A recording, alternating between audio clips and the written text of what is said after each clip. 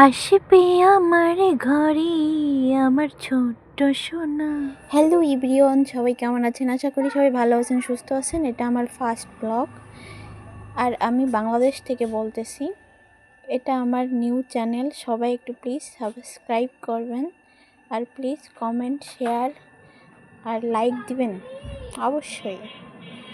আজ আমি সকাল সকাল উঠে পড়েছি, কিছু ফুল তুলে নিয়ে আসছি পুজো দেওয়ার জন্য।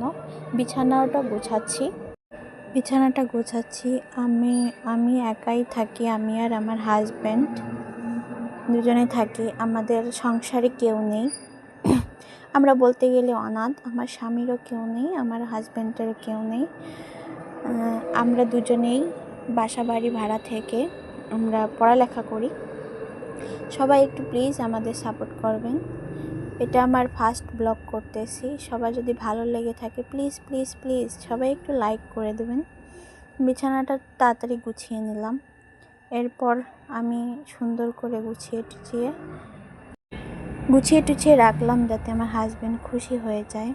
আসলে আমি কোনো সংসারে কাজ করি না, তারপরেও সময় কাটে না বলে আমি আপনাদের সঙ্গে একটা ব্লগ শেয়ার করতেছি। আমার হাজব্যান্ড টিউশনি করে অ্যান্ড কিছু কাজ বাজ পাইলে সেটা করে। আমার হাজব্যান্ড এখনও কোনো জব পায়নি, আমরা চেষ্টা করতেছি জবটা পাওয়ার জন্য। জানি না কি হয়, ঈশ্বর কি করে। সবাই একটু দোয়া করবেন আমাদের জন্য, কারণ আমার বিয়ে হয়েছে যে 5 ইয়ার্স চলতেছে। আমাদের বাচ্চা কাচ্চা ছিল না, বুঝছেন। আমাদের নতুন অতিথি আসতে চলেছে, মাঝে আবার পরীক্ষার এক্সাম পড়ে গেছে।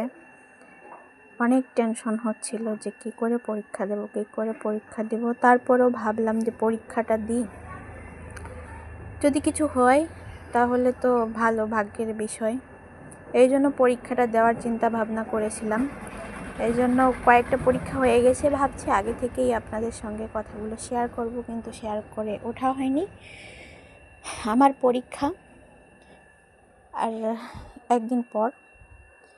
এটা হচ্ছে একটা নকশি কাঁথা। আমি নকশি কাঁথাটা সেলাই করতেছি। কেমন হয়েছে একটু জানাবেন প্লিজ। তারপর আমি ঘরটা ঝাড়ু দিচ্ছি, যে স্নান টান করে যে পুজো টুজো দেওয়ার জন্য। সংসারের কাজ তো নিজেই করতে হয়, ডাক্তারে বারণ করেছে যে ঝুঁকে কাজ করতে মানা করেছে। তারপরে সংসারের টুকটাকি কাজ আছে, সেগুলো করতেই হয়। হাজব্যান্ড আমাকে কিছুই করতে দেয় না। কাজের ভিতর শুধু পুজোটাই দিই। পুজো বলতে ভগবানকে পুজো দিতে আমার খুব ভালোই লাগে। শিবের ভক্ত অ্যান্ড হচ্ছে শ্রীকৃষ্ণের ভক্ত। সুন্দর করে পুজো টুজো দিয়ে দিলাম, ঠাকুরদের স্নান করালাম, সব কিছু সাজিয়ে কাজিয়ে সুন্দর করে পরিপাটি করে পুজোটা দিয়ে দিলাম। তারপর আমি একে একে ভগবানকে নিবেদন করলাম তুলসী পাতা, ফুল। তো সে সামর্থ্য নেই ভগবানকে দেওয়ার কিছু, যে সামর্থ্য চোখের জল ছাড়া আর কিছুই দেওয়ার নেই ভগবানকে, যেহেতু কেউ নেই আমার পাশে। ভগবানই ভরসা। আজকে আমি দেখেন শাড়ি পরেছি, একটু মুটু হয়ে গেছি, কারণ কি আমার নতুন অতিথি আসতে চলেছে। ভেবেছি অনেক আগেই পোস্টটা করব, কিন্তু করা হয়ে ওঠেনি। শাড়িটা পরে নিলাম। আমাদের এই যে 5 মান্থ চলতেছে, 6 মান্থে পড়বে, ওই জন্য একটু মুটু হয়ে গেছি। হাজব্যান্ড এই নিয়ে অনেক কথা শোনায় যে মোটা হয়ে যাচ্ছি। কিছু করার নেই, যে নতুন অতিথি আসতে চলেছে। সবাই একটু প্লিজ প্রার্থনা করবেন।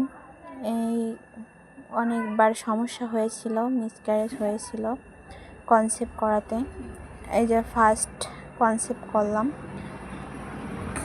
অনেক ঝামেলার ভিতর, অনেক সমস্যার ভিতর অবশেষে আমাদের জীবনে নতুন কোনো অতিথি আসতে চলেছে। যেহেতু আমার বলতে শাশুড়ি বলতে, আমার ননদ বলতে, আমার শ্বশুর বলতে কেউ নেই। আর আমি ছোটোবেলা থেকেই অনাথ।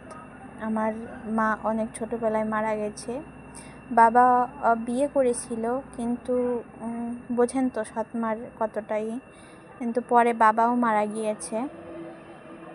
আমার বলতে কেউ বলতেই নেই। একটা পিসি আছে, সে দেখে কিন্তু অতটা দেখে না। বলে না, মা বাবা না থাকলে জীবনটা অসহায় হয়ে যায়, দুকুলে কেউ থাকে না, বিশেষ করে মা। আর মা, একজন মা হতে গেলে তো অনেক থাকে, টেনশন থাকে এই সময় মার কথা অনেক ভীষণ মনে পড়ে, কিন্তু কিছু করার নেই। আমার বলতে মাও নেই, কেউই নেই বলতে গেলে, হাজব্যান্ড ছাড়া। হাজব্যান্ডই আমাকে কেয়ার করে সব সময়ের জন্য। 5 মাস 6 মাসে পড়ছে, 6 মাস চলতেছে। হাজব্যান্ড আমাকে সব কিছু করে টরে দেয়, রান্নাবান্না সেই করে, আমি শুধু খাই আর ঘুমাই। আর আজকে আমার খুব খুশি লাগতেছে, কারণ আজকে আমার মনটা খুব ভালো, তাই একটু নাচু করে নিলাম যে নতুন অতিথি আসবে।